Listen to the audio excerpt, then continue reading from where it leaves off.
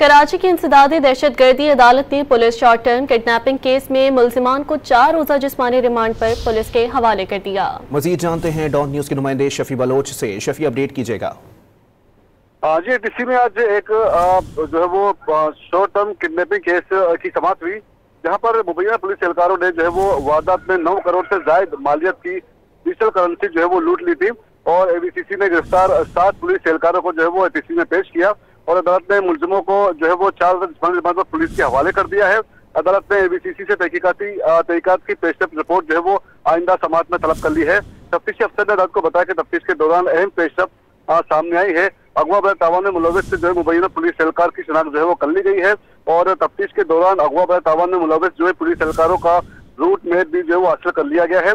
वारदात में मुलविस police mobile को मुख्तलिफ मकामात पर जो है वो देखा गया और अरसलान नामी शहरी को उसके दूसरे दोस्त के साथ मंगोपीर के इलाके से अगवा किया गया था।